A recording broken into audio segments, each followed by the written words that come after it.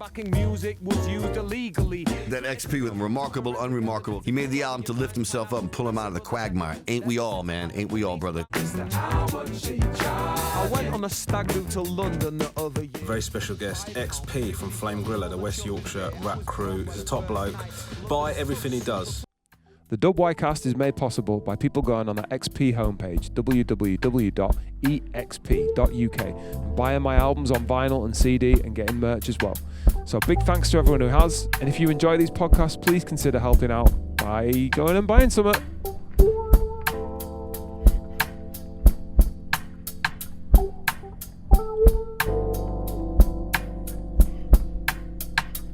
Welcome to the WYcast Series 4. Big up if you've been here before. But if you've not, then you've missed a lot, and I've quickly got to get you up to speed for sure. So I'm XP, or people call me Ben, hip-hop musician based in Leeds, who's being more intent to promote the scene full of dope MCs, dope producers, dope people whose hopes and dreams involve being part of hip-hop. Might be the love of their life, they might do it just on the side, or go whole hog and it's a company vibe. We're just looking to push hip-hop in West Yorkshire, WY, so with a GoPro and a couple of mics, a Zoom recorder, some seats and things, I meet them in somewhere scenic, and we begin this episode of the WYcast featuring Doberman, a sick MC from round the way, who left to London, and I thought, oh, we're never going to see this guy again, but he's back in WY representing one of the hardest working guys in the game, really, and he's been really sharpening up his freestyle of late as well, never mind the fact that he's got his battling and his releases. Yeah, a really dope dude, a real leading light of West Yorkshire, and yeah, just a proper grafter. Really nice guy, like, as well, massively nice guy. So yeah, we got the opportunity to go on the top of Otley Chevin, where we were hoping to get this amazing view, and then it was just foggy all the fucking time. Oh well, get your scarf on, lad.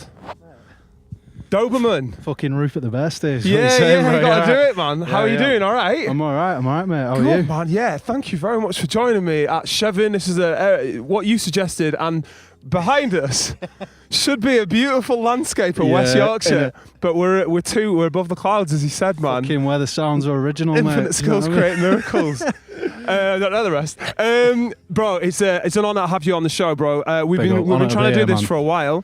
Yeah, it has been a while. We were trying to get it in a few times, and then a few things happened, including like cars getting iced up and not being able to get on stuff. But yeah, eager to get you on for a while, man. And it's funny because I've known your journey through, like, I feel like I remember you popping up on like the internet, going like bigging up the WY Cypher and stuff like that when you were like, man, big WY nerd. And then you came to the studio and recorded with me for the first time, and now you're sort of at the level you're at now. It's just I've watched the journey from baby onwards, man. So it's been sick to watch, man. You're an absolutely amazing rapper, bro. So yeah, it's just been sick. So listen, we're here. We're in this area because you were brought up in this area, right? Well, so I went to school here. So basically, it's like a home away from home for me. Otley, for those, for the benefit of the listener, we're just on top of the Chevin and that. And so among my group of friends and those of us who started making music, we went to school in Otley, and I was the only one that was actually not from Otley. I'd get the bus in. Oh, really? But everyone else from Otley, I'd always stay. Whereabouts were you from originally? So like Lawnswood, West Park. Oh God, you're actually pretty LS60 as it goes. Quite Leedsy. LS16, bro. Yeah, right. was where I grew up, man. Yeah. But Otley's like home away from home and always will be, and like it's an interesting one. But yeah, so my mate Wybrow, who, if I interchange between Wybrow, Deaf Whaler, Wharf Boy and Earl Swirl, they're all the same person. Right. It's my mate Wybrow, and then other mates Mike, Jay, Bowen, who I'm sure we'll all like chat about in the coming podcast. But they were all in Otley at school there, were Otley boys and all at school, and so like we were making music. At the time, we were in a band at school when we were about 14, 15. When were you born, bro? Sorry, we're going to do 93. 93, okay, cool. Yeah. So we're in a band at school and like doing all the pubs in Otley, and I swear down, we made more money from that band than I've ever made through hip-hop. What were you playing? Rhythm guitar and lead vocals, Rhythm guitar and lead vocals? And you were what, teenagers? Yeah, man. We were like, I think from the ages of about, because I remember we did our first gig on the day of Obama's inauguration, so we can fucking timestamp that shit. Or the Woolpack in Otley, which I don't think is a pub anymore. I think it's like an arts thing, centre. I don't really know. But Yeah, man. So Doing what? Like covers? yeah, mainly, and we did write our own shit, but we mainly did covers of like Arctic Monkeys and stuff like that, and anything that was like that the enemy liked at the time. So I think we did covers of like Arctic Monkeys, Franz Ferdinand. Every now and then we'd find like a good pop tune to do a cover of. We did a cover of like Let's Get Retarded by Black Eyed Peas, and that would go off. Big up. That was my mate Mike's suggestion to do that. That was a sick one. But yeah, I can't even remember what the fucking question was, but that's the ties to Otley, basically. Mates from school, so it's a home away from home. And then a lot of the mates that were in that band, so there was 4 of us in that band. So it was me, Wybrow, Jay and Mike. Pretty much all of us are still making music in some capacity. Me and Wybrow / Def Whaler are like... So the tune I dropped last year, Ambidextrous, go check that out, is he produced that, and we're working on like a full-length album together. It's taking time, mainly taking time because I'm slow as fuck. But so that connection's always there, and I think it's one of them ones where you got mates from school, and even though you kind of grow up differently, you go through life and have different experiences or whatever, it always feels like we all know each other like inside and out, and I always feel that kind of connection with like musical people, creative people, man. So I think I was lucky to be. Majority of my relationships are creative, man, and I love that. I love having that with other people. And where did music start for you in your life then? Like, because you obviously already rhythm and guitar and singing at teenage age. So like, what were you given a lot of it, or forced to perform as a kid? Or? Nah, if I had to go, I think I always loved I think I wanted to perform as a kid. I don't know why. I think I had that typical thing of maybe being a bit shy or a bit socially awkward, but being able to, like, I've always been able to sing. Yeah. And we used to always like sing in the car with my mum and shit to fucking Robbie Williams and all the classic long car journeys singing to Robbie Williams, bro. That was the start of the hip hop journey for me. So so I think that was like, obviously performing early, always wanted to like sing, perform, be in a band or whatever. I was good at writing, but I didn't feel confident writing music. Yeah. So that's probably why we mainly did like covers and shit. But do you do GCSE music or music no, school? Do you know what? I'm not gonna like publicly say this school's shit. I feel like my school weren't very good for music. Speaking to people, I know people from Lawnswood, and they all said Lawnswood was sick. Why did you go? So music. what was the reason for you being allocated to Otley when you were in Lawnswood? Just because do you know what, man? It was as simple as my brothers went there, and I don't even know why they went there, but they went there instead of Lawnswood. It's a family tradition. Yeah, exactly. That's it, man. Okay. His brother before him and his brother before him. You know what I mean? Okay, damn. So were you just doing local stuff with this band then, or what? Yeah, we'd occasionally get a pretty decent gig. So Wybrow's dad like just knew the odd person here and there. He was like, oh, I've spoken to so and so. He'd kind of put on for us and be like, oh, I've spoken to so and so and got this gig. We did this one gig where it was like some really rich guy's wedding, and he had like a massive fucking and it was like a festival for his wedding, and we performed at that, and that was sick. But so every now and then we'd get something a bit bigger or whatever. Yeah. Nothing like majorly huge. And then I think we got a bit older, discovered going to the pub. Also, we moved, like, we would rehearse in like Wybrow's cellar, and then he moved to a smaller house where we couldn't fully stand up. There was damp issues, and all the fucking amplifiers kept breaking. And that killed the whole I thing. had like, I wouldn't say like, I'd say it's a combination of things. Right. Probably, I think as well, the motivation died a bit as well, but those external factors definitely came into it. But, so where does hip hop come in then? Because you're Robbie Williams in the car. At what point? Who introduces hip hop to you, and where and when? I always had some like. So I've looked back on this. I always had some liking of hip hop. It was never like pure Robbie Williams then hip hop. Whatever. It weren't Rude Box, man. But I remember genuinely. I have like memories as early as like this guy I went to primary school with. What? Fucking shouts to Kieran Small. He was into Cypress Hill, which is very fucking specific now I look back on it. And he's specific. Primary school, Cypress Hill. Bro, his brother was like 6 or 7 years older than me, so I have memories of going around to his house, and he was specifically obsessed with the track Three Little Putos, which isn't even I wouldn't put that in the top 10 Cypress Hill tracks. I know, it's kind of silly though in a way. I can imagine a primary school ear put into, because Be Real's got a weird voice anyway. Exactly. And then I've got early memories of like buzzing off Cypress Hill with like that guy from school. Fucking, I remember hearing Ghetto Superstar on the radio, not really knowing what that was, but being like, this is sick. Yeah. But I'd say my taste musically from about 11 till about 16, 17 was like Tony Hawk's soundtrack. Like if it's on the Tony Hawk soundtrack, I'm into it. So like, how many Dubwise punk, metal, hip hop? Do you know what I mean? Dudes are going to represent the Tony Hawks. That's unbelievable. Bro, genuinely, that has helped so many people discover a lot of sick music, man. Like, it's mad. We owe it a lot. We owe Tony Hawk a lot. Yeah. Well, I was introduced, to be fair, like stuff like even GTA 3 radio. I remember being introduced to loads of dudes I'd never heard of, Aguilar and stuff like that. And you're like, man, these guys are sick. But needed a computer computer game to introduce it to me. Yeah, but exactly, That's how hard man. it is to find good music, I guess, Yeah. even back then. But then I think the obsession with actual hip hop came in when I was like, and then like the sort of long journey around to when this came into me doing rap was like, obsession with hip hop came in definitely around like 16, 17, Sick. just listening to it all the time. And then like the discovery of the UK having hip hop Yeah. was a big one. And I felt like I came to it very late, like just Brain Tax, all of them had already done their albums and Brain Tax had So it was disappeared 17, so it into was nothingness. early thousands, was it? Yeah, Like, yeah. So what will that have been, 2010 or something? Right, So right. like I say, that love of hip hop always there, but I think falling in love with the culture, really getting into the lyrics, listening to it day in, day out, being obsessed with it, being like, who can I discover next? Was like fucking, about 17. And I distinctly remember, I think, first time penny dropped when it was like, there are UK hip hop artists out there, was we were listening to hip hop.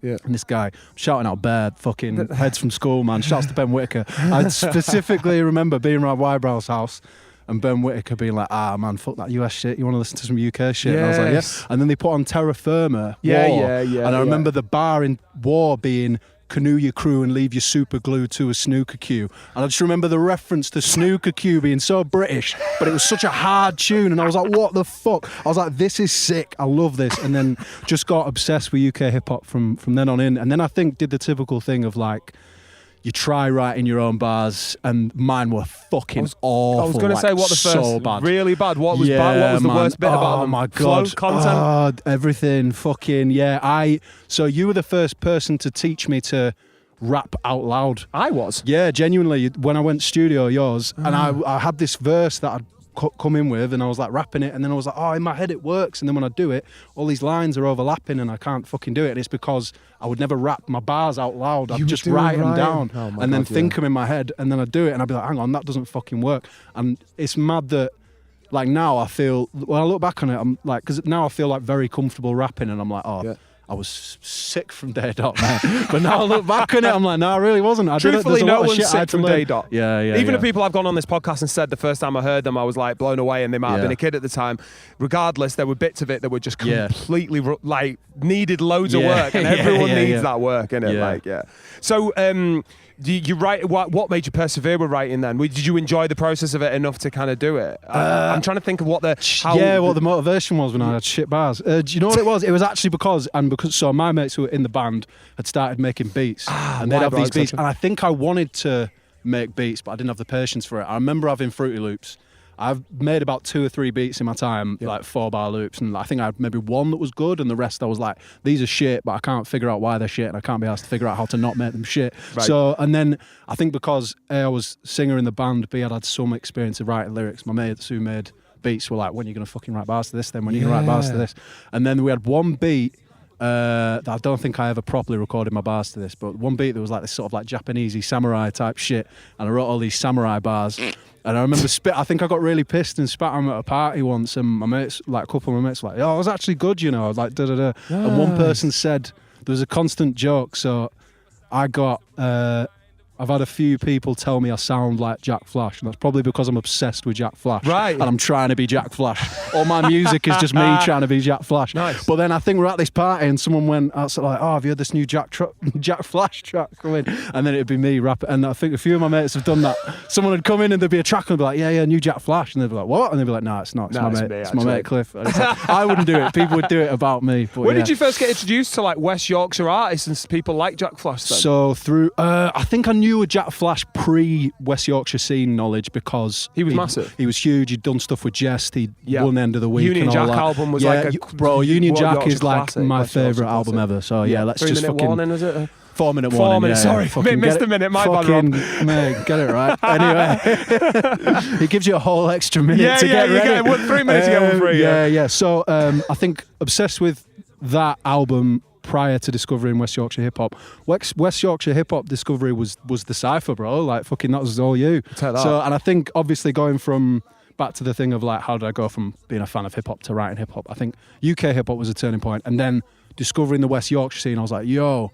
And then that was the real bridge between, all right, why can't I do this? Yeah. Like, do you know what I mean? Not, that almost sounds like a backhanded compliment in a way, but it gets so close to home and people are expressing themselves in a way that's authentic and still hip hop, but still Yorkshire and still something you can relate to and feels relevant to you. So I was like, yeah, I can fucking do that. And then obviously through the cypher, I discovered Flame Griller. I used to think Flame Griller was just the name for everyone in West Yorkshire cypher. Amazing. Genuinely. Amazing. Like, I remember seeing the video Constantly starting up and I was like, all right, okay, so everyone in the cypher's just, in they're Flame all doing Griller. tracks together, sick. Fair. And I was like, so Flame Griller's just the name for that. I obviously figured out later that it wasn't. Yeah. But then, yeah, so during that time, and I think I must have been at uni probably, was like, the cypher was popping off, Don't Flop was popping off, Yep. and those two things I was fucking obsessed with. And Yep. then I think even then I probably wrote only like 2 verses in like 3 years, but I had this thing in my head that was like, I am going to write bars Yeah. eventually. So did I get your first Yeah. bars? Did you come through the studio with your first, the Not first my- bars that you wanted to, not the first ever? Not my very first, and actually not my first recorded. I'm fucking skipping all over the place. Oh, here, okay. but- What was the first recorded? So first then? recorded was big shouts to J Man, and I definitely didn't use this link up enough. So he was at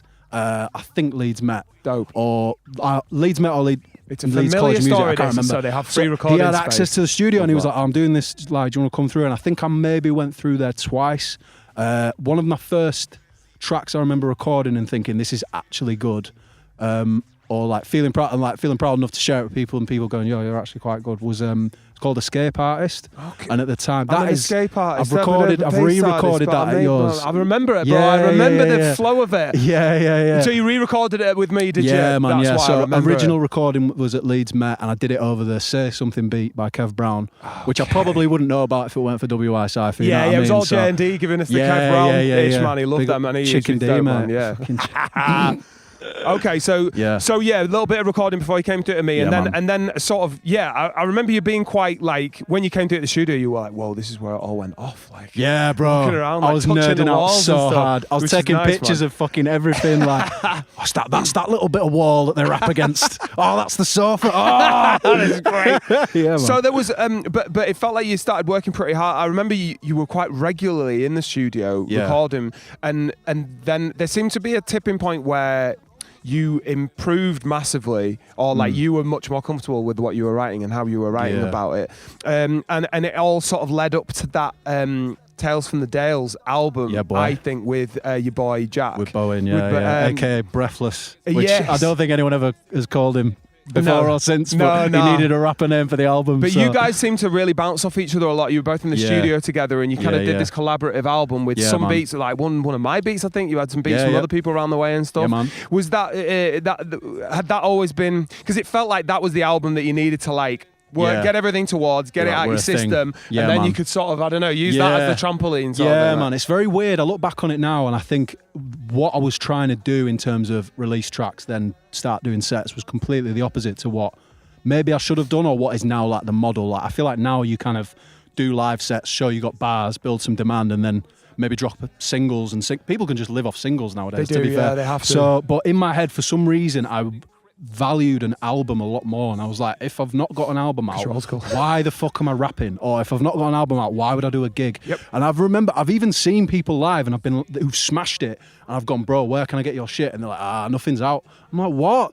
Like, what the fuck? never And got that. it's so It's disappointing. really frustrating. So even that, it's weird, because now I've got a thing where people will see me live and they'll ask for my stuff, and I feel like my stuff is a bit outdated or not my best stuff. And my best stuff is on your fucking hard drive, but I can't remember sitting there collecting dust. But what was the fucking question, bro? I've forgotten already. I was talking about Tales from the, The album. Dales and like the Yeah. work towards it, because I know what you mean. Your only LP, Yeah. multi-track project Yeah, is yeah, Tales yeah. from Dales, Yeah, which bro. is 2000 and Yeah, I don't even want to fucking maybe know. 15? I think it's somewhere around fuck there. that. I don't know. It's 13 to 15. It's somewhere around there. Yeah, but you kind of, because there were loads of dope tracks on there. Don't even get, there's plenty big up, big of stuff that people could listen to and not go, oh, that's whack or whatever. But I appreciate, like, technically you've moved on massively in time. And like sound wise as well. I'd Yeah, say. yeah. I'm gonna, because you left to London, but I'm gonna check. There's still a little bit of music before London, and Yeah. particularly, I think one of the best moves you ever made, certainly for like flattering you with monthly listeners. Jazz Hop Cafe. You got involved with the Jazz Yeah, Cafe bro. and coffee shop jazz Coffee type beats. playlists. Exactly, which Autumn coffee type beats. which is a bit of a gravy train. It's the same thing as like the playlist hustle. These groups, these Spotify lists or these YouTube playlists that seem to attract like millions of daily listeners who are just looking for something to chill out to. Yeah. And 99 times out of 100, it's just a 2-minute bit bop beat. But you managed to get some bars on it, one of the few people who are actually rapping on one of these tracks. So it actually did like amazing for you. Yeah, man. It was a a big push, and still a lot on my Spotify. Like if you go on my Spotify and I've got a track with like 90k plays, it's because of Jazz Hop Cafe. So fucking big up the Jazz Hop Cafe, big up Jack from the Jazz Hop Cafe. So basically, I think he is. Like, I've only spoken to him a few times, like via DM, never met him in person, never really had an extended conversation with him, but I think he was a hip-hop head, and he loved hip-hop, and he would always try and get, like, actual rappers on compilations that he did. Yeah. And then I think just over time, it was like a demand thing, and he's built these channels where the ones with the nighttime Tokyo landscape and the beats get millions of views, and then he puts an artist. Genuinely, the comments would say shit like "too many vocals" or "please can we do one without rappers on?" And like, obviously from my fucking perspective, brutal, it's isn't it? heartbreaking, and I can't compute why you would like this thing and not this thing, but people do, man. People so fucking were fair enough. using it. I think those jazz cafes are a specific usage, aren't they? They're just fully. like chill I've out. got I'm work to writing. do. Yeah, I don't want to hear words. So seeing that kind of Fully. feedback was shit. But yeah, you definitely had some positive feedback from all that as well, 100%, and a batch of new fans in areas of the world you wouldn't have been able to reach Yeah, otherwise. my Spotify metrics are weird as fuck, and I'll be like, oh, I've got listeners in Slovenia, big up Slovenia, or Can't like, go wrong. yeah. So on one hand, I'm very, very grateful for it. It was like, it'd have been nicer to, like, for the hip hop side of Jazz Hop Cafe to continue, but they've got to kind of do, like, I completely understand the move to go more towards the instrumental stuff. That's what got them where they are. So the fact that I managed to gain any listenership or any audience, if you can call it an audience, off that at all is sick. And they even put out one of my music videos, and this was like a good few years in when there was like maybe 1 or 2 years. I remember being on a mix of theirs. They put a couple of beers off Tales from Dales on their mix to celebrate 50k subscribers, and genuinely within about a week of that coming out, they had 100k subscribers. Woo. And they just hit that fucking I don't know, bell curve, whatever the fuck, like the exponential growth. And so now they're on like millions of subscribers and stuff. And I think even like a couple of years after that, when the direction that they probably weren't going to work with rappers anymore was pretty clear, I think they'd said, oh, that was it. So Jack, aka Preposition, his producer name, was going to put I think he was going to put a full album together at the time, and he was like, I'd love you to do the opening track on it. And I was like, fucking hell, big up, man. Yeah, I know, opening track. I don't know what I did to earn that, but big up him, man. So, and he sent me this beat called Hey Presto. I think the beat was just called Presto, and then I made a track called Hey Presto. Yeah. Filmed the video at fucking Stanton's Coffee in Enfield, North London. Big up to those guys, man. Yes, they're really I remember sound guys. seeing it. Also hip hop heads. Yeah. And that was where Benny Diction ran his night, and we'll definitely chat we about Benny Diction. That, so even like after, like, clearly the direction of the channel wasn't going to be hip hop related, they still put on for me in a way. So I've got to big them up and be grateful for that. Anyone who puts you on so, in a situation like that, and also against the odds, and they don't need to, as you said, they could have just kept on with instrumental heads for the rest of their lives. Yeah. But it's funny because the punters don't want the rappers, but there's no fun in just thousands and thousands of fucking beats. It's so faceless. Who's the producer of this one? Oh, could you play that one? It goes... with a little bit crackle in it. Fuck off. Whereas the guy who's talking about something specific or whatever, like, I like the chorus on that or whatever, at least you can latch into it. But it's I don't know, it's how hip hop heads are consuming their hip hop. And it's playlist culture in it. And it's mad because it's like, it'd be wrong of me to critique it because I do it as well. I've got a playlist on my Spotify called music to get shit done to, and I just add to it every now and then. But I reckon about 40% of the people on, like, I'll know the track, I'll know the noise of the track, but don't know who it's by, don't know what the track's called. Totally. I'm just slowly amassing these, and a lot of people in that space have weird names as well, which doesn't help. It'll be like with a triangle sign.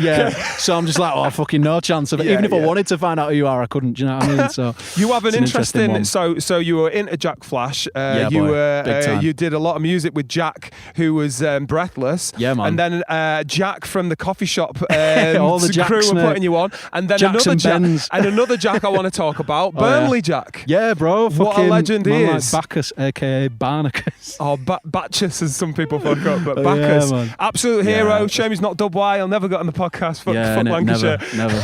Not really. But no, a really dope lad who before, not long, probably a year or so before you moved to London, you were coming around the studio a lot with and doing a lot of work with. And we were living in Birmingham as well, so we were commuting to the studio. Why were you in Birmingham, man? Did you just work down there? So we both went uni there, and then we both ended up getting jobs there, and then eventually we both, like, I think he had a flatmate at the time, and his flatmate moved out, and I was in a one bed, and then we did live in a flat together, and then ended up freestyling a lot together as Did well. you meet him in the at uni then? You met him at Birmingham Uni? Yeah. Right, so and he's like, known him for you're time. northern, I'm also northern. I suppose we're brothers now. Do you know what I mean? Yeah, It's yeah, like brothers that in kind of arms, thing. love it. Yeah. He was always. I remember him coming through with the studio and him being quite new to the vibe as well, and then seemed to really hit the floor running with a lot of stuff. He's an interesting one because he'd been rapping longer than me, so he'd Right. been started rapping. I hope you don't mind me saying. Well, no, this. He was basically. he's not going to be able to do the origin story. Yeah, all right, thing. I'll tell his origin story. He was a little fucking scally, and he used to rap with a bunch of scallies, and like I think they went to a studio where someone had nicked a mic or whatever. Those are the settings.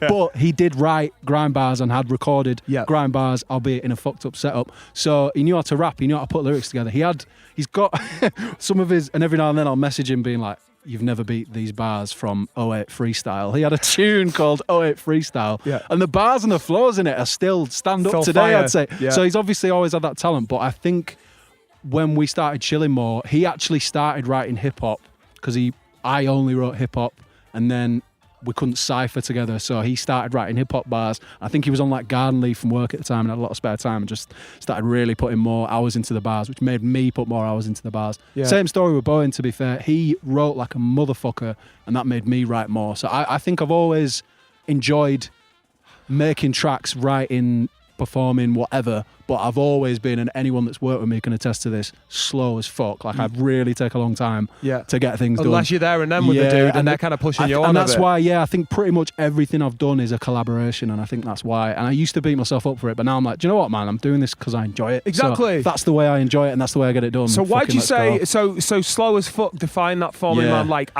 is it just that you're spending a bit longer on your bars, refining them, or do you kind of go, fuck this first, and then not look at it for 6 months? It's a combination of both. So I'm big on refinement, man. Like I'm trying. I'm a perfectionist. Sometimes that's good, sometimes that's bad. And I think so I never just want to fart a verse out unless it feels good to fart. Unless something comes to me that, like, every now and then you'll drop a freestyle bar that is objectively sick and of a higher level, and you'd be like, I'd be happy with that in a track. Every now and then that might happen, but I'm big on refinement. I'm big on, like, if I've got something to say or I actually want the verse to bang or show that I'm a good rapper, like, that's very important to me. But the problem is, I think when you start a new track, you've kind of got to ride you got to chase the dragon, man, where the excitement of a new track is there. And if you don't hit that, it ends up on the back burner, and it's very difficult, I think, mentally to go back to something that's been sat on the back burner for months, maybe even years, and dig it up and fucking finish it. Like, I've done that every now and then, and I do plan on doing that with some stuff, but sometimes you'll look back on a verse like that and go, oh, actually, just get rid of them two bars, and then the rest of it's dope, and we'll just carry on through with that. But then sometimes there's things where it's like your taste might change as well. So I've had that a few times where it's like, I used to like the bars and I don't like them anymore, or they used to mean something to me and now they don't. Or I used to like the production and now I don't like the production anymore. Do you know what I mean? There's all kinds of reasons. Would you say the best things you've ever written were written in one sitting, or would you say the best have been refined? Like, that's a very good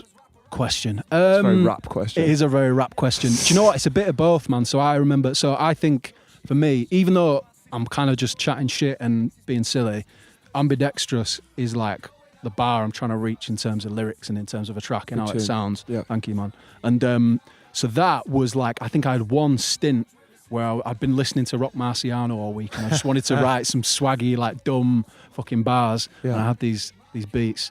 And so I think the most of that first verse came in like a weekend when it's on your brain and shit's just coming to you and you're walking. Like, I do a lot of like writing bars while I'm walking type thing. So I got that first verse done, and then I think the second verse, will have been several months later. and then just life getting in the way or not feeling like I should probably write when I don't feel like it. I think that's my big thing. Interesting. Because I write a lot for my job, so sometimes the last thing I want to do when I get home is fucking write. Of course. So like Sucks the life out of it. it's one of them, man. So I am trying to get more disciplined with the way I write, and that's like, again, I'm sure we'll come on to like battling talk and stuff, but that's one of the things I've enjoyed about battling is just the accountability of it, like the deadline of it. Like if you ever want to fucking figure out how quickly you can write 6 verses, put yourself in that have the situation. consequence be if you fuck it up, you're going to be humiliated in a room full of people, and it's going to be on the internet forever. Humiliation, do you know what I mean? fear, like, so, the worst. So I've always needed a bit of a, I think the thing of school of like talented but need a kick up the ass has probably always been true for me, bro. But like, you know what I mean, do what I can. Defo. Yeah. So you and Jack chilling together in a spot in Birmingham, and master tangent. No, that's cool, because I think we kind of, it was only, you were only there for about a year or so, were you? A few, to be fair, in Birmingham, man, but we were still quite plugged into the, like, I don't want to sound disrespectful, but somebody proved me wrong, but I swear Birmingham and hip hop are not a thing. Interesting. Like there was like I knew a few things going on in Birmingham, but they were so scattered and so far apart. I know someone who'd argued a toss, co-sign, because he's putting on all sorts of beat things there. But at the time, I know what you're saying. I never saw like flyers going, "Boah, Birmingham's popping off." They'd be super. There was I don't want to like not shout people out. So there was beats and bars and there was scratch club. Yep. But for all the time I was in Birmingham, I feel like they were normally very spaced apart, so I never managed to kind of get stuck into the Birmingham scene. I think a lot of there was one and I missed scenes it. Don't know. I think a lot of scenes are very, even in big cities apart from London, are very separate, because I think there are lots of grime, trap, undergroundy stuff at Birmingham for venues grime that don't is get sick. I love Birmingham grime, so like, big don't want cities to are always gonna be discredit good for Birmingham in grime any and way, all but that, for hip hop, for some reason those things just don't line up. I've even been to hip hop gigs in Birmingham. I won't go deep into it, but went to see Jest in Birmingham, and like there's a tiny crowd, vibe was shit. It was just a bare depressing evening. Really? So I have this thing where like Birmingham and hip hop, I don't know if there's some don't mix too fucking I feel like they don't mix too well. But so we were quite plugged into the Yorkshire scene, and I think around the time when me and Bacchus were in Birmingham, the Yorkshire hip hop collective was popping off, which was like Mark Mushington's thing, and all linked up through Facebook and that. Yep. And we doing ciphers and that. We jumped in on a couple of their ciphers and stuff. So that was quite a good, even though like we were living far away, it was still like, oh, we're keeping an eye on these boys and seeing what the scene's doing. And you kept plugged into Dub Y, regardless of where you lived in the UK, which I was always pleased to see, man, because it would have been a shame. And even Bacchus like has got big, he's got so much love for like West Yorkshire. Bro, we had a party once, and like we just refused to put on anything other than Defenders of Style, and there was like in our flat, and it's just the like, and you know when you look around the room and get a sense of the atmosphere, and you're like, people here want to listen to like fucking R. Kelly and shit. You're just getting and we're just like, Defenders of Style, Defenders of Style, bro, like, all day. Yeah. Yeah, man. And so you, from Birmingham, you did move to London, and together, right? Did you both move into a spot together in the end? Yeah. What was the thinking behind London? Was there just more job opportunities, or was there a point where you were like, if we go down, we'll be able to do more music down there? Like? I think a combination of things, man. So it definitely wasn't like I'm going to go to London and now I'm going to make it. Like, so it probably might look like that from afar, but combination of things. I think I had a few friends there, had some like cousins there. Fucking what else? Like, probably. I had the opportunity to move with my job.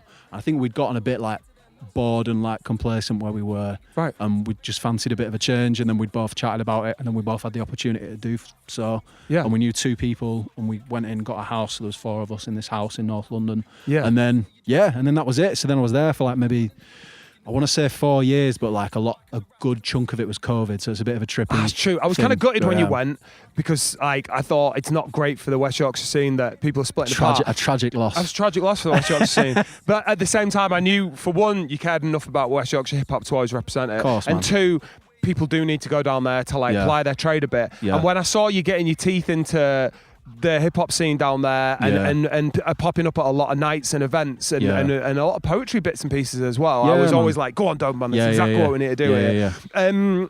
Do you know what, actually? I'm just going to pause this at London. I fucking meant to ask. No, I meant to point out, innit? Because I've got you down as Cliff Dog on my phone. Yeah. And that was your rap name, because you're Ollie Clifford, and Clifford the Big Red Dog. Yeah.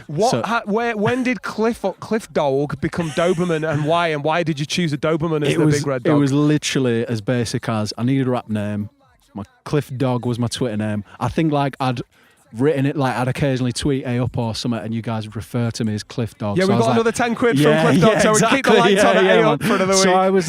So I was like, all right, it's going to be something dog related, and it was as basic as which dog names sound good. So you were like a big list of dog names. Yeah, we're probably not even big, maybe like 5, like fucking Poodle? Poodle, No. Doberman. Okay, sick. And then it genuinely was that it, and I haven't thought about it much since, and I'm actually very glad I haven't thought about it. Are you much happy since. with Doberman as a I name? am, you know. I think Doberman. it's like the band name Gorillaz. Is it the best band name ever? No. Do you question it? Not really. No, really, no. You know what Yeah, I mean? It's like agreed. one of them. So I'm actually talking to a rapper. By the time this comes out, it might have all been sorted. But there's a rapper we met, Josh Youngen, who was a young freestyle rapper. He jumped up at Chills when he was doing the beat set. Yeah. Young guy, really sick. Did he have face tattoos? Yes, I remember him. Yeah, he was they a all do sick that guy. these days. They all fucking all do now with the face tattoos and he's your called- auto tune.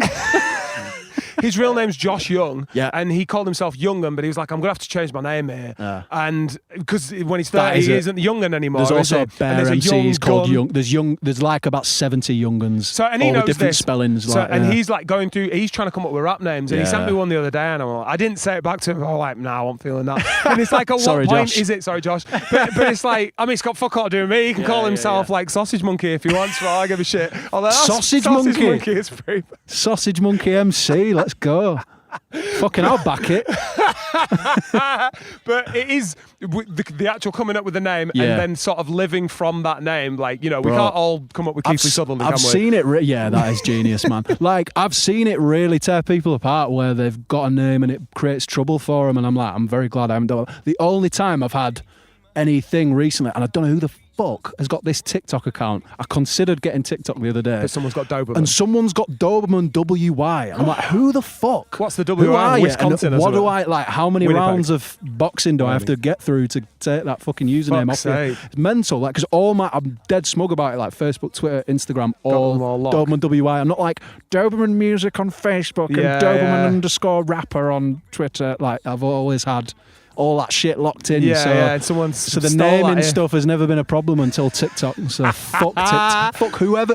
Doberman WY, unless you're from West Yorkshire. Yeah, yeah, and then yeah. I'll probably end up Wyoming, that's Yeah. it. Well, it's always Wyoming, Doberman, isn't it? Wyoming, that's probably it, you know, Probably is yeah, Wyoming, yeah. Doberman account. Right, anyway, back to London. So you moved on, you seem to work quite heavily with Benny Diction, who lives Yeah. down there, who's Yeah, like bro. a big UK MC, worked with so many people up and down the country, Yeah, man. including like beats with Hashfinger and stuff like that. Yeah. What were your moves when you got to London? Were you initially just like, right, chuck myself at every opportunity, or did you have Yeah. like a plan to who to talk to? Yeah, Or- fucking big shouts to Benny Diction, man. He's genuinely, like, I think every connection I've made in London has gone through Benny first. Do you Love know what I that. mean? So fucking massive shouts to him. Yep.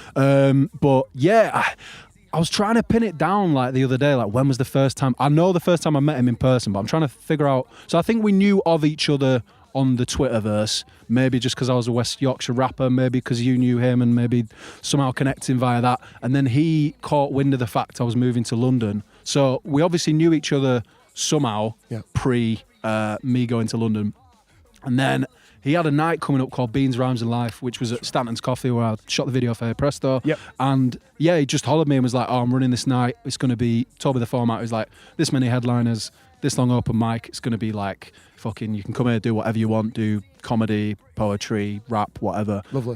So it was a good mix of like some people doing spoken word shit, some people doing music. It was on a Sunday afternoon, which was a really sick vibe. Because who the fuck's doing anything on a Sunday? And it's Not a lot, like yeah, 3 till 6 in the afternoon, and then you've got plenty of time to do something. Perfect in for the evening. London as well, because everyone can get about, get on with their life. Like, yeah. I mean, it was far for everyone but Benny, but like, end of the day, like, that was a really sick event. So yeah, so that, I think, combination of like meeting him at that event, doing some open mics there that went well, and then I think one thing that kind of cemented us as like, oh, we're going to be friends now, was he was, so I have to wind this back a bit. So there's an event called Poets vs Rappers, run by, I think it's normally run by Hammer and Tongue, but normally it's like a council funded thing. Yeah. There was a Brighton Fringe and there was a Poets v Rappers, and it was meant to be, it's always, because it was at Brighton, it's always Brighton v Sheffield, Brighton v whoever, right? And this one was meant to be Poets versus Rappers, Brighton Poets versus fucking Sheffield rappers. Yeah? Right. And Specific. Actually, I'll tell a lie. It was a mixture of poets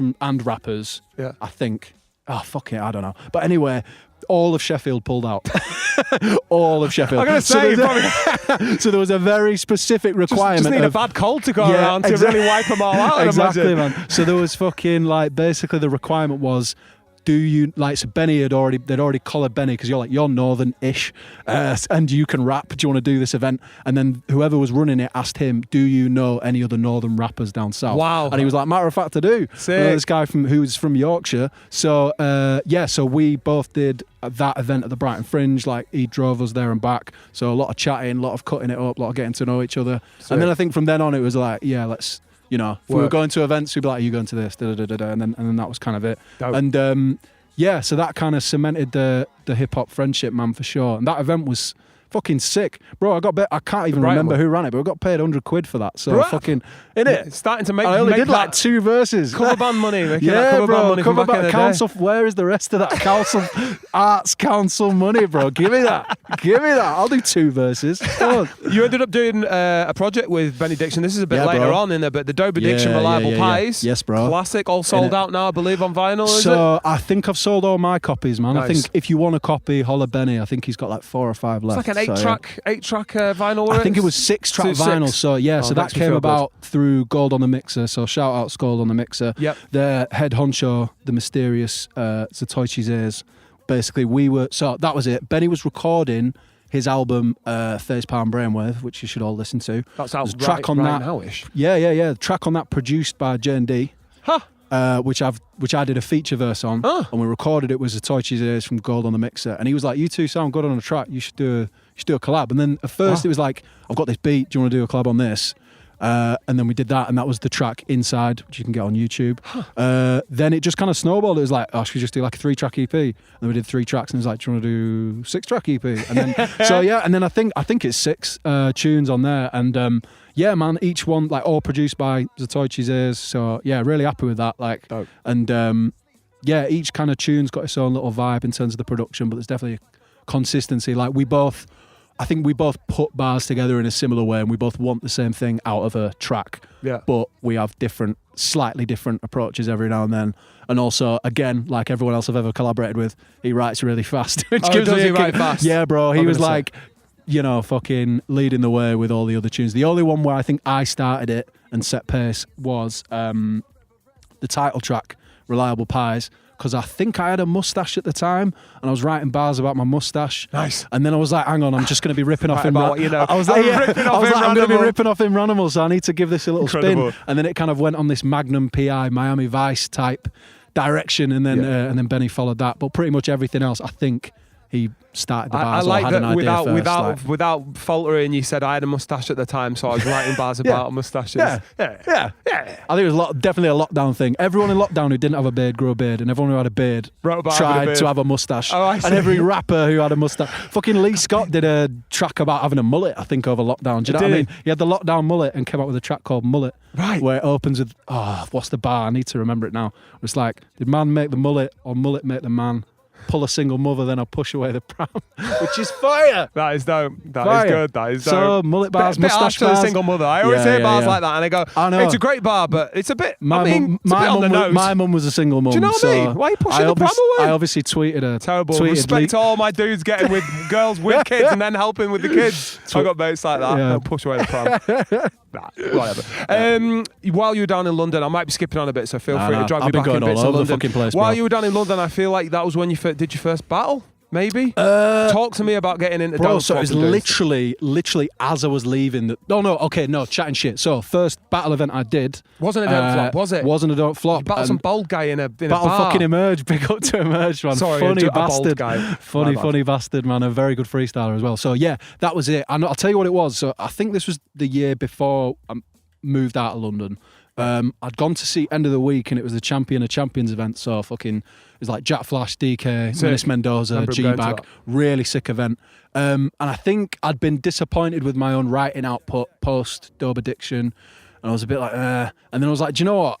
I feel like I don't have the mental space for writing, but I still want to stay involved in hip hop. And I was like, maybe I need to get back into freestyling and shit. So went to end of the week, and that really inspired me. And I was like, bro, I really want to get sick of freestyling. But just pause you there. Oh, Get back into freestyling. When were you freestyling? Yeah, so I was never like, oh, I'm a freestyle MC, but I think I valued it because of the cypher. Yeah. Like, that was put value on, you know, if you're good at freestyling. So you and Breathless and Wybrow, those dudes? And do you know what it was, man? So Bowen, aka Breathless, man, we would cypher together when we started like putting the album together, and he would write so many bars, I would run out of all my bars. Yeah. So I'd be like, fuck it, just got a freestyle. So I think that was a big thing in helping me cut my teeth and maybe get better than the average person at freestyling. Yeah. And then, you know, and then living with Bacchus, we went through a period where I think we literally freestyled. There was definitely about a fortnight where we freestyled in the kitchen like every day. Nice. And we'd be like trying to empty the dishwasher and make it all into a rap and stuff like that. Sick. So yeah, I've Great always for had you, Brian, that. freestyle's always had a special place in my head and heart. I remember torrenting Freestyle the Art of Rhyme when I was like 17 and getting into hip hop. But anyway, yeah, so at this point in London, I'm like, I want to get back into freestyling. Went to see End of the Week, was bare inspired, and I was like, right, if I see an event that has freestyle on it, I am going to that event and I'm going to freestyle, because I need to I don't think I freestyle. I'd occasionally freestyle on stage if I forgot my bars, but not too much. And then the thing that came up was freestyle battle, and I was like, oh, and I was like, that's a bit spicy. But I was like, do you know what, man? I was like, big fan of battling, like, and I was like, if I can I was like, what I loved about it is because freestyling anyway, you kind of have to go in with an air of, I don't give a fuck what happens. You've kind of got to have that mentality, or you're going to be a shit freestyler and you're going to go, oh, I fucked it up. Can't get in your head. Exactly, bro. You can't get in your head. So I was like, do you know what? Worst thing that happens, it's not a huge event. If I flop it, then not many people are going to remember. I don't think it's going to have a big impact, and we won't talk about it again type thing. Respect. But it was one of those events where it was such a sick vibe. And so this was, I can't remember if it was a Rumjig event in London. Shout out to Rumjig. But basically a few people I knew from like Croydon where we're going. G-Bag, shouts to G-Bag, was on the flyer. Oliver Sudden was there because he runs a shop underneath where the gig was happening. So I knew people there. I'm like, fuck it, I'll go freestyle, it'll be a laugh type thing. And we entered a tournament. I won the tournament, which just meant I had to beat 2 people. Yeah, classic. So it was going to be big tournament, £100 prize if you win, and then there weren't enough MCs, so it was like £50 prize and some edibles, bro. I'll tell you. And some edibles, man. Yeah. They were good. Under the counter fucking edibles, good shit as well. Yeah, man. Nice. Intergalactic moments. But anyway, so I did these freestyle battles, and my first one, like I had with this guy called Jake. Big up the bake, Jake, man. And my mate, if you watch it, the goal of that battle is just don't choke, right? Don't choke. And like I wasn't really like putting punchlines together. I was just kind of flowing, and I didn't really win. Like I bodied this guy. I won by I out-rapped this guy, I think. And then all my bars were, for some reason, the only things I could think to rhyme were like, I'm gonna knock you out, I'm gonna punch you in the face, and I wasn't gonna do that. But fuck it, man, it's freestyle. Then beat that, and then the final was against Emerge, and I reckon if we freestyled again, I don't know if I'd beat him, but I think I beat him on the day, man, because I think he was just like there, like he's already a sick freestyler. He's like, I'll just have a few pints, win 100 quid, whatever. Yeah. And then like, so I had a little, like, I kind of sized people up around the room beforehand. I remember seeing him and thinking, and now this is like my freestyle battle technique is like, give yourself 3 to 5 bullet points of what you can say about someone, and then just start freestyling and figure out how you can get there. Because if you've got 3 to 5 and you space them out enough, you know what I mean? Start with one, end with one, middle with one. People can only take that much in anyway. Exactly. If you were killing him every line, it wouldn't be worth it. You need to kind of space. So I was like, that's all I need. I just need like 3 bullet points. And then so I think I managed that in like round 1 and round 3. Round 2, I definitely full on couldn't think of any shit. I do find it quite difficult to watch that battle back. But anyway, long story short, won that, got the 50 quid, got the edibles, and that battle tournament was hosted by Hulk. And that was and ever since then, he'd holler me and be like, so I think he hollered me for written battles, and I was like, I haven't really got time for the prep, bro, but thank you. Like, anything freestyle, I'm there. Anything freestyle, I'm there. And then now that's kind of gone completely the other way. I think eventually I said yes to a battle, and then, and then now, like, I don't know, I think I'd probably get destroyed in a freestyle battle. Really? I'm very rusty, man. Yeah. Because your freestyling is like, amazing, to be fair. You came back thank you, bro. to Dub Y spitting freestyle bars that I was like, shit, man, the guy's been really working at his craft and like really confident with it. And there's just like no evidence that you're in your own head, basically. And yeah, sure, there'll be a filler line at the third or whatever, but who gives a fuck? Because like there's loads of dope content. And, like if you can just keep stringing a flow along, it's good freestyle. I've also got a shout out Lean as well, man, because I joined Classic his. guy. He did a workshop in London that I went to, and that was really like talking about like techniques and stuff and real like not fucking theory and shit, like real shit you could actually practice and real ways to actually get better. Dope. I also watched the Harry Mack. If anyone wants to get good at freestyling and impress people at parties where people might find that impressive, Harry Mack set up punchline technique. Watch that video, and that will, because I think I came away from that freestyle battle being like, oh, sick. But I remember watching it back, and I was so used to freestyling and people being impressed by, oh, you can freestyle, oh, you can flow. In a battling context, people aren't really impressed by that. They want punchlines. Yep. I remember watching that back, and in terms of like sharpening the sword, getting better as a rapper, like those freestyle battles made me look back and go, I'm not very good at punchlines. I need to get better at punchlines. So that was a big thing. Right. And then I did the workshop with Lean, which I think was like a one-time physical event. And then he has like a Discord channel. And then I think maybe like a year or 2 years later, when I finally figured out what the fuck Discord was, I was like, bro, I want to join this thing and like, let's freestyle regularly. And we would do stuff like, that was, again, I'd say, you know, if there's turning points in my life of breaking through a wall and getting better at freestyle, there's obviously like freestyling with Bowen, freestyling with Bacchus, and then, doing stuff with Lean. Like we'd freestyle for like an hour and we'd play like games with it, and it'd be like, okay, there was one called like the and then game where you're given a scenario and you got to go and then you tell the story, and then you'd switch to the next person, and then you switch back and shit like that. So and we do stuff like where, and I don't think I'd ever freestyled for longer than like half an hour before. Right. And we'd get on like, it's all online, so we'd get on like a fucking Discord video chat, I don't know what you call them, but you can stream a beat between you and rap over it. And we'd do that for like an hour, and it'd be like fucking rap about, we did one, and I swear it's on YouTube somewhere, and Lean, if you're listening to this, bro, you need to release the footage of this because it was crazy. And we had to do, it was like freestyle about your childhood. So I remember like I remember thinking, oh, I'm getting good at freestyle because I could like keep flowing and think about 2 bars ahead while I'm freestyling. And I was dropping bars like about, I had this reversible bed cover with Buzz Lightyear and Woody on and shit. But then Lean did this fucking mad freestyle, and it could have been a track where he literally just told his entire life story in a freestyle. Lean's like, crazy with it. I seen him do it with Beardy Man live and stuff. He's crazy, bro. So that again was another sword sharpening thing freestyle wise. And then so basically the entry into battle was that freestyle tournament run through Hulk. Big shouts to Hulk. Yep. And then he got me on a flyer, an event in West London in June last year. I battled a guy called Max Tatum. Big up Max Tatum.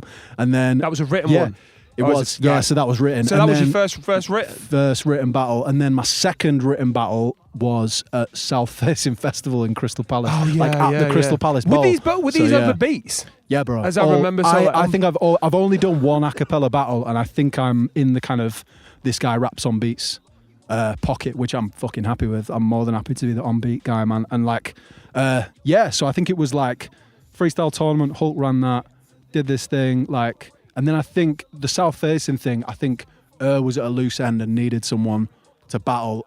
They had Don't Flop had a festival slot. I think they needed someone, and I think Hulk threw my name into the ring, was like, Holla Doberman, he'll probably do it. Yeah. And then since then, just been like, I'd say semi-regularly getting on Don't Flop. And then this year, there's going to be like an on-beat league table. Oh, right. And basically, man, and now they're all going to be judged, and it's like wins, losses, whoever at the end. So what's your opinion? Because most of my battle experience, everything I know about battling was mainly offbeat. Like, first thing I got introduced to, I've talked about it with Luna, was like the stuff he showed me on Grind Time, King of the Dot, that ended up as well as Don't Flop and stuff, which is offbeat. And now Don't Flop and other channels as well have freestyle, they have on beat, they have like grime clash stuff as well. There's freestyle versions of that and non-freestyle, and then there's the classic not on beat. Why, out of all them, did you choose the one on beat out of interest? Just because I felt like it felt more natural. It's like, I'm a rapper, I am a hip hop artist, and I think also it's not really a thing that it used to be back in the day, man. I've kind of, again, I'm fucking old school, but like the way people came up, like the Sonny Jims, the Stig of the Dumps, the Scuffs, they all battled because that was how you earned your stripes and got your name out there. Yeah. And weirdly, it was all freestyle battle as well. So every rapper had to have a bit of a had to have some level of ability with freestyling and with battling to get anywhere. So I think my mentality about the album thing, I think my love of, or my value I place on albums, freestyling, fucking battling, are all actually quite old school shit. And now they're kind of all, they're all arts in their own right. Like Harry Mack is his own artist purely because he's a freestyler. Freestyle, Fucking battle is its own genre now, and you've got a kind of, and even though I find it weird when people like battle and don't like rapping or don't like hip hop, you've kind of got to give it its due and be like, fair enough. It's become its own subculture. So so I think battling on beat just kind of made sense, and I'd probably seen the odd one that was on like a hip hop beat. I remember following Don't Flop and seeing Dialect do an on beat battle, and it was over hip hop, and I was like, this is sick, because I was like, I loved battling because it was that perfect midpoint of I love rapping and I love people ripping each other. Yeah. So obviously really enjoyed that. Liked battling anyway, and then hearing it over like hip hop, I was like, that's fucking even more a bit of me, you know what I mean? So it's a sort of preference in a way. Yeah, there's beats over. So I think so. Yeah, like battling on beat made sense. Freestyle battling kind of made sense. I see them more than anything. This is not to say that like if you're a battler, you're not an artist in your own right, which you absolutely are. Yeah. But I kind of see them as like sword sharpening exercises. Yeah, it's like I am a rapper who battles, not I am a battle rapper. If people only know me through battling, fair enough, and I'm happy anyway that it's given me any kind of platform or visibility if it has. But I feel like I was going to make another fucking point there and I forgot. Again, it's good to have something that hangs your name off, similar to the jazz cafe stuff. Exactly. Yeah, the people might not follow through beyond that first listen or whatever, but there's a good chance that you're showing up on other people's radars, and they'll 100%. Also follow you down the line. Like you have to pop up in all these different places and you have that as well. Man. Just going back to the freestyle thing about Lean, just to give you some context, back when the WY Cypher was at its height, I was chatting to various people around the world. Tenchu at one point you had, didn't you? Yeah. And that's unreleased? Well, yeah, that is unreleased. So it was it was going to be called the Synoptic International Cypher, which included the WY Cypher. There'd be a London Cypher, there'd be a whatever, some Eastern European Cypher at one point. Be like end of the week. But who was going to run the London Cypher? Right. Oh, fucking Lean. Yeah. And he's the one who brought Tenchu up. Right. So it was just on a random day, but like they set off when we started from London. So like we'd done by the time they got here. Didn't work out great. But and also like we'd moved venues by that point. My head wasn't in it anymore. And the love had gotten it in a lot of ways, sort of thing. Just to try to keep the emphasis going. But that's when I properly met Lean, and like his love of freestyle was like he was crazy even then, do you know what I mean? And then I've just seen him obviously do the Beardy Man stuff and do your projects and stuff. Very cool, man. Yeah. So the battles, so you've got other ones coming up and that? Yeah, bro. So currently, I don't think it's locked in yet, but we are, can I reveal when we're recording this?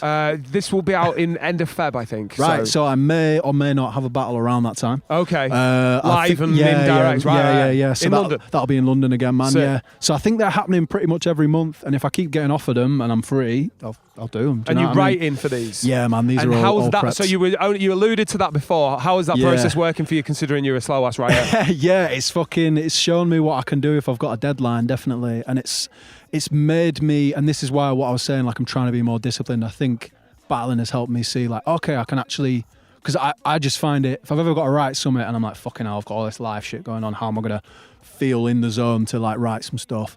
And I think having a battle, obviously there's no two ways about it, you've got to do it, but then you've got to figure out how to write quickly. So now I've actually got a process that I follow, and I'm like, right, I'm not going to reveal it, obviously, because I'll be training my enemies. I gave them the freestyle techers, they can have that. But I have like steps I follow. It's like, right, first I do this, then I do this, then I do that, and then it's like I get all my verses locked in. And then I think the last one I did versus a guy called Seven Wave, I think that's best battle performance I've done so far. And I think I remember doing my first battle and thinking, I know how to rap. This is going to be fine. I just need to body this guy. And then everyone's going to go crazy and think I'm the sickest rapper ever and carry me into the sunset on their shoulders, right? And I think I just about won it. I'd say I just about edged it. It wasn't judged anyway, which is bad when you want a bit of objectivity and like you want to come away thinking you won it. And I think people were like, yeah, you're all right, yeah. And I'm like, oh, fucking hell. Cheers, mate. So then I came away from that. And then I remember doing as well, I did... when I battled Impact, big up Impact at South Facing Festival. And I think people have said that's debatable. He's said it's debatable. but the crowd gave it to him for whatever reason, right? And so I think I came away from those 2 battles being like, what am I not doing? Like, there's obviously, I need to learn how to write punches that connect with people or whatever. So I'll tell you what, it's been, hello, you saying? No, you're fine. No, you're all right. Yeah, so it's been like a really good process to, again, like sharpen the sword, refine what I'm doing. And I think that last battle I did versus 7 Wave was like, okay, I really think I've found my lane with this now. And I think I can actually, do you know what I mean, be a bit of a contender when it comes to battling, not just stuff, a guy that battles. Do they give you a tempo? Or... So you pick the beats beforehand with you your opponent. Yeah. Right, okay. And what, do they give you a list to go through, or do they got like their own producers? They're just or like, what? yeah, figure out your beats. The only time when I battled Impact, picked the beats for that one, which, to be fair, and he picked some bangers, so he picked... I don't know if I've said big up her, but big up her. He'll get mad if I don't big him up. Fucking, Will he actually get mad? He ain't got time to watch this shit. No comment. But yeah, so fucking, he picked like, why can't I remember now? Pete Rock. An Akon beat, which was a bit of a left field choice, but actually worked very well. Nice. And then we did Not Like Us by Kendrick Lamar as well. Okay. So that's the only time I've done a battle where the beats were picked for me.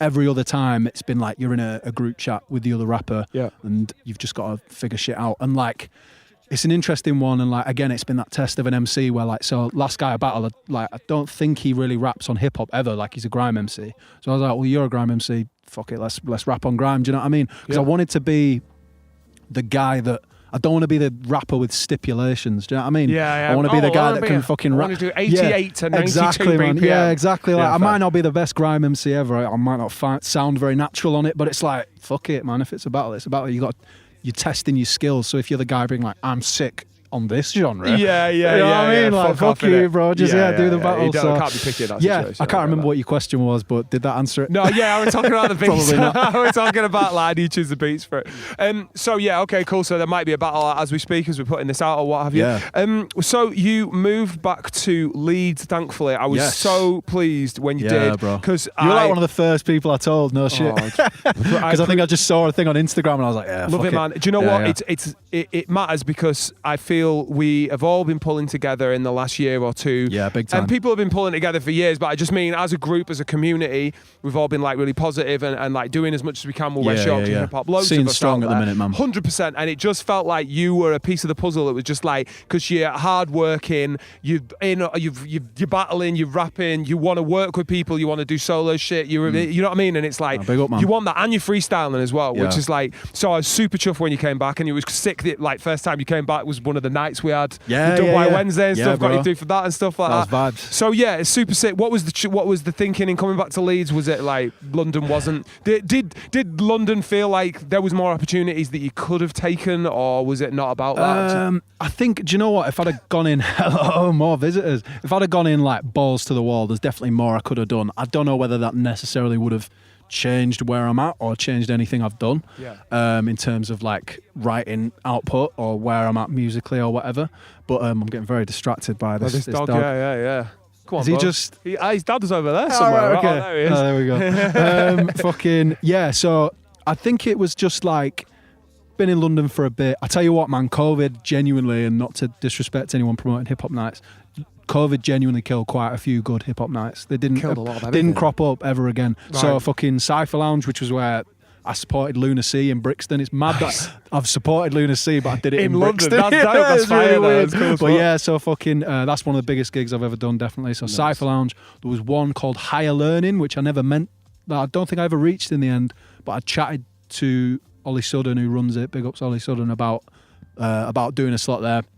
A few nights. I think the only one that's still going that I know of that was at the time was, I think it's called Slam Jam. Right. And then obviously every now and then you've got like end of the week and stuff like that. But to be honest, and this is going to make me sound very old, but like when I was there, a lot of the best hip hop nights are late on a school night.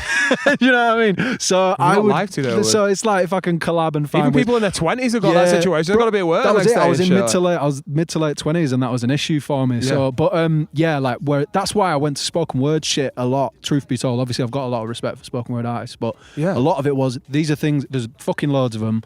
They're always open mic, pretty much, and I can go there and be home by 10 o'clock. Yeah. They're in the afternoon. So, there probably isn't enough things like that around West Yorkshire. And it's Yeah. something to consider where there's a bit more of a nice socially hours Yeah. where there's still some Yeah, man. performances, but they're probably a bit more chilled and we're Bro, eating cake and not someone getting needs to follow the Benny Diction formula of Sunday afternoon, man. That is an unclaimed Spot. fucking glorious little window of time to have an event.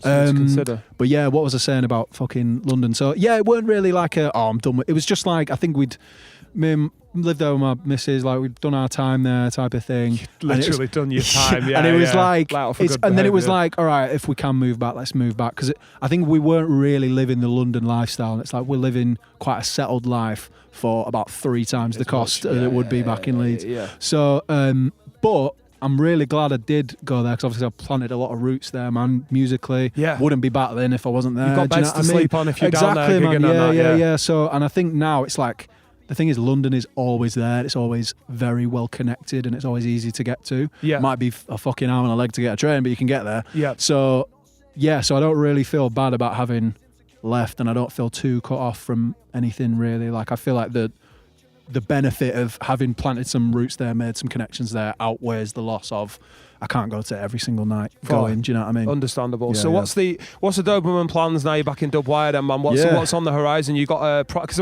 you said you alluded to the fact there was plenty of tracks on my hard drive that we've recorded that I haven't necessarily seen light of day yet. If I die prematurely, you've got a big decision to make. Well, yeah. In fact, let's get that on camera now. Do you want that deleted, or should I put it on a SoundCloud or something? Yeah, there's a little RIP Doberman yeah, SoundCloud. bro, you can do a mix or something. I'll do a little mix. All right, cool. RIP mix. Send this to the lawyers This after. is man. This is a verbal contract. Verbal contract is binding. I'll make money off that shit as well. I won't give any to your parents or your missus. Yes. Yeah. So future shit. So basically, I'm pretty laser focused. Because I have a habit of overcommitting to stuff. So 2 things I'm wanting to get in the locker at the minute.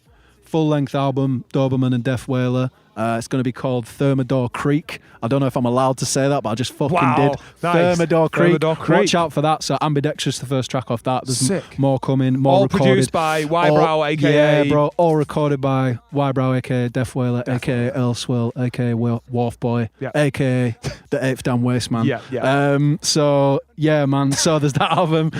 Dober Diction 2 is very slowly, or Dober Diction DOS as I'm calling it. I don't know if that's going to get signed off. I like that. But yeah, so those Imagine 2. the artwork for it. Yeah, exactly, man. And then I'm also, so those are kind of big things. I'm like, I want to get those locked off this year. Yep. Then any battling, like month to month that happens, I'm there if I can make it. And then there's also a few other like things that are slowly bubbling away. I've visited the elusive Scott 3 the other day. Went round and recorded at his. Interesting. So why is he elusive? Is he elusive? I don't know. He feels like, to me, maybe he's not, but to me he's got that kind of like Jack Danzy sort of persona. I know what you feel mean. like, in terms of like the way, like, but he's a fucking bro. Big shouts to Scott Free, man. That guy's like proper artist. You know when someone's creativity goes across so many different like levels. Like, it's like this guy's making music, but he's also like, it's the visuals, it's the sound of it, it's the this, it's the that. He's full package, man. So yeah, big ups to Scott Free. So you went through and recorded what verse? Went through, recorded verse on a track that has got a feature verse, or maybe it's I don't even know if it's my track. Can I call it a feature? Basically a collab. Scott 3 on production, and he engineered it. Where is he? Over in Halifax? He's in somewhere out of Arsend or Lancashire. I can't even remember the fucking name. Yeah, bro. Oh, I'm not gonna. Maybe I'm not meant to reveal his elusive location, but I'll say that. Yeah. So me, Scott Free, and Crooks dropped a verse on it, which I heard the other day, and it's sick. Mad. Is that kind of trappy, or is it hip hop? It is. I'd say it's on a trappier vibe, man. Usually a bit more trappier vibe. It's like I would describe, and that's kind of what I'm enjoying about. Like I've sort of, I don't know whether we're going to put something out or how long it's going to take, but like I reckon just going to give Scott 3 a visit every now and then and just be like, kind of go in and not have the perfectionist mindset and be like, how can we, do you know what I mean? Sort of how can I make some like room. hooky shit? How can we do some more improvising shit? Stuff that feels good to do in the moment, rather than I'm going to sit down, I'm going to sweat over this and I'm going to write it. Do you know what I mean? So you sort of wrote stuff there and then, did you? Yeah, so I reckon about between 40 and 60% of a verse done. Right. And then I finished it in the studio, like, and was like, fuck it, let's just record it. Because there was a bit of me where I was like, if I don't record this, I don't think it's ever going to get recorded. And it's going to happen, what happens with all my fucking verses and my tracks, it'll go on the back burner. So I was like, let's just do it. And he's a very like, he's a good guy to to be in a room Stream of with consciousness when you kind of, just need, let's get it. yeah, when you need someone to push you. He pushes himself a lot, like artistically and in terms of the stuff he does. So yeah, there's that. And then I think I had a hook, and then you know where like you do something on the 1 and someone else does it on the 2. Like Where I they think, kick off on a beat. yeah. So I had like a hook for this track, and then I think I like spat it, and then he kind of spat it differently. And I done it like back to me, and I don't know if it's because he misheard it or because he thought it sounded better, but I was like, that sounds better. Right. It was so I was like, let's just do the hook like that. So yeah, just kind of this like in the studio collaborative vibes. Let's see what we can make while we're there. Dope. And I'm not really committing too much headspace to it outside of the studio space, which is actually good. quite a nice Yeah, feeling. yeah. So yeah, we'll kind of see where that goes. It's a good Why Connect, working with anyone and everyone kind of thing. You only spoke to me recently about how you are taking some break from Instagram as best you can and social media in general. So how were you finding that, and what were your reasons for that? Yeah, so it sounds like I'm doing like a big fucking like armistice or whatever. No, I get social it, media though. armistice. Do you know what it is? I'm trying to make my relationship with social media as one way as possible, because like I do like Out, fuck exactly, off. mate. Yeah, fucking get the post done. See you later. Yeah. And even if that makes it hard for Obijo to get a hold of me, fucking so be it. You know what I mean? You got WhatsApp. Yeah. So basically, just because like I fucking hate like being able to, I just hate like having about 12 different platforms where people can message me and interrupt me, like, and it's cause the main thing is, to be honest, so I'm like a freelance, I do for my work, I do like freelance marketing. So I'm already fielding messages all over the shop, like managing things. I've just started like semi-hiring other people and shit. Really? So I've got a lot, like I don't have a lot of headspace for fielding notifications. Right. Do you know what I mean? And I already feel like I never have enough time for So things. you don't feel like any opportunities have maybe gone missing or by the wayside as a result of also, like not. if you can hear that playing on the recording, fuck Ryanair. Hello. Hiya. Yeah, man. So I just think like if someone showed me in a month, and I feel like this applies to everyone, how much time you've lost on social media that you didn't mean to spend on social media, you'd be like, fuck that, I want that time back. Yeah. So that's kind of the mentality behind it, but it's not like I'm done with social media. No, of course not. And I actually want to get more active in terms of what I share. I want to cut up more clips, I want to post more content. Yeah, I want to share old tracks that I haven't given enough spotlight. Same. But it's just the thing of if I might be a bit harder to contact, but anyone who knows me properly has got my number. If you don't know me properly, you can email me. Fucking just occasionally, you'll get someone in your DMs that's like, shit, I need to act on that, or that's a good opportunity, every now or and something then. like that. But if you don't see it, like, so I think at the minute, like what I'm doing is like, so I think I'd uninstalled Instagram for a couple of weeks, reinstalled it, then checked my messages. And basically, I'm just kind of doing that, like just every week or every 2 weeks. Because if someone really needs to get a hold of me, they'll find another way. Which might make me sound like a bit of a cunt. But I actually don't care. So that's kind of the thinking behind that. Well, you were only just saying you were trying to get a TikTok account with Doberman Otley, but I guess it's still you. Even then, that you're would just be putting it out and pushing it. It's the old post and ghost, isn't it? On there, man. Yeah, Jesus Christ. Fair. But yeah, that's it. So, and I think as well, like I'd be on social media, spending a lot of time consuming it, and then only ever sharing a post when I've done a track or done a battle or whatever. So it's like, that's the wrong way around. Because if I didn't make music, I genuinely don't think I'd be on social media at all. No. So I'm like, right, I'm going to start using it the way I want to use it. So might mean that, like, I don't know what it might mean. Might mean people think I'm a dickhead for not replying to messages or whatever. But fuck it. It's not about that. It's not about that. I don't know. Like, I'm desperate to use social media to get people off social media. I think that's the best use of it. You know what I mean? There's events, there's 100%. Things, we're doing this, we're hooking up. Let's fucking get off this. And so much of the stuff where, like, I've had this debate when I've been like working on a project or in a crew with people or whatever, and like we're chatting about like getting the music heard, and like. You have to, no, it is everything. Like, you do have to do the digital stuff, you do have to do the physical stuff, but so much of the best opportunities I have, the golden, I can't really say golden handshakes because I'm not making money, but golden handshakes, doors opening, it is like a physical, it's when you know someone physically, man. There'll be times when, like, for example, first time getting a interview on ExP because I met Sammy J, big up Sammy J, like in person at an event. Then me and Benny Holiday, and we went on ExP when Doberman Diction came out. Because we fucking met her in person. I feel like, and I actually, to be fair, I don't know how sick she is on her emails in her inbox, but if you just get you get emails presumably all the fucking All time day from long. faceless rappers saying, please listen to my shit. Like, it's just not going to break through, all man. about that And it's personal frustrating. relationship. Yeah, man, and it's frustrating when you are the artist trying to get your music out there. But if you put yourself in their shoes, it makes absolute fucking sense. It does, so build physical relationships, get out in your community, fucking do the physical stuff, get about, you know what I mean? Love it. That's right. Stay in school, eat your greens. Definitely eat your greens, man. Shit. Doberman, I feel like we've covered pretty much everything. I'm pretty happy with it. My entire life, man. Yeah, man. Big the fuck up for coming through before the fog honestly, eats us. such a fucking honour to be on here, man, and I'm sorry we didn't get as glorious a shot of Otley as I wanted, man, of Yorkshire from the Chevin. It's more like we're just fucking in a misty bubble. It's like we're in the worst barbecue ever. But fucking bro, honour to be on here, and like if it weren't for the West Yorkshire Cypher and Flame Griller, I don't know if I'd be rapping or whether I'd be rapping as much as I am. I've probably given up. So fucking sick. Oh, you and West Yorkshire a lot. So big up to yourself. Big the fuck up. Thanks for representing WY, man. Big fuck up. Always, man. Big love. So that was Doberman. Go support his work. Go listen to his music. Go watch his Don't Flop battles. Check him out freestyling if we ever put any other stuff out that we're working together on that on. And yeah, until next time. Big up.